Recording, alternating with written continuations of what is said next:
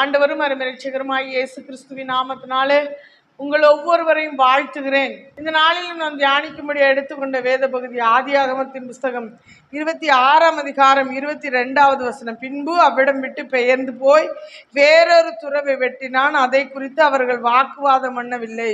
அப்பொழுது அவன் நம் தேசத்தில் பழகும்படிக்கு இப்பொழுது கர்த்தர் நமக்கு இடம் உண்டாக்கினார் என்று சொல்லி அதற்கு ரெகோபோத் என்று பெயரிட்டான். இங்கே நம்ம வாசிக்கிறோம், ஈசாக்கு துறவு வெட்டுகிற போதெல்லாம் அங்கே கேராரூர் மனிதர்கள் பெலிஸ்தியர்கள் தூர்த்து போடுகிறதை நம்ம இங்கே பார்க்க முடிகிறது. 15ஆம் வசனம் இப்படி சொல்கிறது, அவன் தகப்பனாகி ஆபிரகாமின் நாட்களில் அவனுடைய வேலைக்காரர் வெட்டின துறவுகளை எல்லாம் தூர்த்து மண்ணினாலே நிரப்பி போட்டார்கள். காரணம் என்ன? பொறாமை. அங்க பார்த்தீங்கன்னா பெலிஸ்தர் அவன் பேரில் பொறாமை கொண்டு. 18ஆம் வசனம் பாருங்க, தன் தகப்பனாகி ஆபிரகாமின் நாட்களில் வெட்டினவைகளும் ஆபிரகாம் மரித்த பின் பெலிஸ்தர் தூர்த்து போட்டவைகளுமான துறவுகளை மறுபடியும் தோண்டி தன் தகப்பன் அவைகளுக்கு இட்டிருந்த பெயர்களின்படியே அவைகளுக்கு பேரிட்டான் அப்படின்னு சொல்லி நம்ம அங்க பார்க்கிறோம்.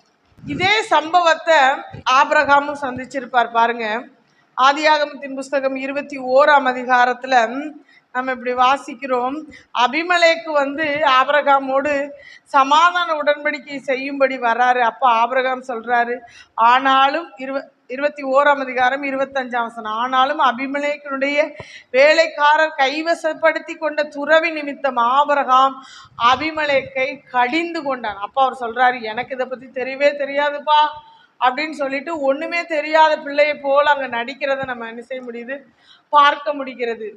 ஒருவேளை நீங்க சொல்லலாம், என் தகப்பன் சந்தித்ததான காரியத்தையே நானும் சந்திக்கிறேன். என் தகப்பனை எப்படி வளர்க்க விடாம தடுத்தாங்களோ அதே போல நானும் ஆவிக்குரிய வாழ்க்கையில முன்னேறி செல்லக்கூடாதபடிக்கு, நன்மைகளை நான் பெற்றுக்கொள்ள கூடாதபடிக்கு என்னுடைய வாசல்களை எல்லாம் அடைச்சு போடுறாங்கன்னு சொல்லிட்டு நீங்க அங்கலாய்க்கலாம். ஆனா கர்த்தர் உங்களுக்கு வாக்கு பண்ணுகிறார். 22ஆம் வசனம், நாம் தேசத்தில் பழகும்படிக்கு இப்பொழுது கர்த்தர் நமக்கு இடம் உண்டாக்கினார் என்று சொல்லி அதற்கு ரெகோபோத் என்று பெயரிடுகிறார். நீங்க பார்த்தீங்க அப்படின்னா 19ஆம் வசனத்திலிருந்து நீங்க பார்க்கும் பொழுது, ஈசாக்குடைய வேலைக்காரர் பள்ளத்தாக்கில் வெட்டி அங்கே சுரக்கும் நீரூற்றை கண்டார்கள். அடுத்தடுத்து பார்த்தீங்கன்னா அவங்க வாக்குவாதம் பண்ணுகிறார்கள். அதற்கு ஏசேக்குன்னு பெயரிடுகிறார். அடுத்தும் வாக்குவாதம் பண்ணுகிறார்கள். அதற்கு சித்தனான்னு பெயரிடுகிறார். ஆனா அந்த இடத்தை விட்டுட்டு இன்னொரு இடத்துல போய் துறவு தோன்றாரு. அதுக்கப்புறம் அவங்க வாக்குவாதம் பண்ணல. நீங்க 2 தடவை விட்டு கொடுத்து பாருங்க, அப்புறம் அவங்க ஓஞ்சி போயிடுவாங்க. அப்புறம் வாக்குவாதம் பண்ண மாட்டாங்க. கர்த்தர் உங்களுக்காய் ஒரு நீரூற்றை உண்டாக்குவார். உங்க வாழ்க்கையில ஒரு ரெகோபோத் உண்டாகும். ஒரு ஏசேக்கு மறைந்தாலும் பரவாயில்ல, ஒரு சித்தனா மறைந்தாலும் பரவாயில்ல, உங்க வாழ்க்கையில பழுகும்படியான ஒரு ரெகோபோத்தை கர்த்தர் வைத்திருக்கிறார். நீங்க 23ஆம் வசனத்துல பாத்தீங்கன்னா, அங்கே இருந்து அவன் பெயர் சபாவுக்கு போனான் என்று வாசிக்கிறோம். பெயர் சபா அப்படின்னா நீங்க 21ஆம் அதிகாரத்துல வாசிச்சீங்கன்னா, ஒரு துருத்தி தண்ணீரையும் கொஞ்சம் அப்பத்தையும் கொடுத்து ஆகாரையும் அவன் பிள்ளையும் துரத்தி விடும் பொழுது பெயர் சபாவின் வனாந்தரத்தில் அலைந்து திரிந்ததான அந்த ஆகாரை கண்டதான கர்த்தர், அவனுடைய பிள்ளையின் சத்தத்தை கேட்டதான தெய்வம், அவனையும் பெரிய ஜாதியாக்குவேன் என்று சொல்லி அவனை ஆசீர்வதித்ததான அந்த தேவன் ஆபிரகாமை அவர்கள் கண்களுக்கு முன்பதாகவே வாழ செய்கிறார். அவரும் அந்த பெயர் சபாவில ஒரு பெரிய தோப்பை உண்டாக்கி கர்த்தருக்கு பலிபீடம் கட்டி கர்த்தரை தொழுது கொண்டான் என்று சொல்லி நம்ம பார்க்கிறோம். இங்க நீங்க பார்த்தீங்கன்னா அதே சூழ்நிலையில தான் இந்த ஈசாக்கு கடந்து போகிறார். அதே 21ஆம் அதிகாரத்துல தான் அபிமலேக் ராஜா ஆபிரகாமோட உடன்படிக்கை பண்ண வருகிறார். அதே பெயர் சபாவில தான் அவரும் வாழ்றார்.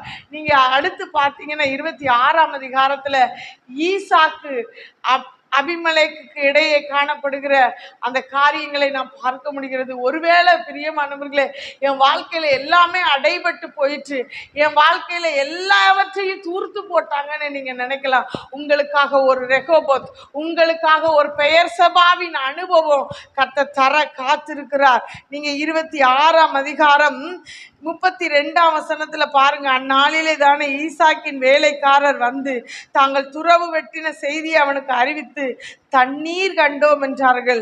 அதற்கு சேபா என்று பெயரிட்டான். ஆகையால் அந்த ஊரின் பெயர் இந்நாள் வரைக்கும் பெயர் சேபா எனப்படுகிறது.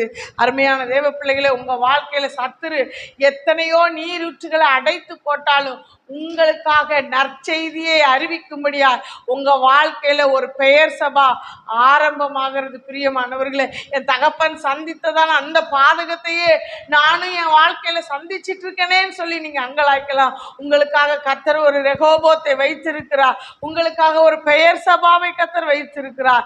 அது இன்றைக்கே உங்க கண்கள் காணும். நிச்சயமாய் அதை கர்த்தர் செய்வார். இதோ நான் புதிய காரியத்தை செய்கிறேன். வனாந்தரத்திலே வழியையும் அவாந்தர வெளியில ஆறுகளையும் நான் உண்டாக்குவேன்.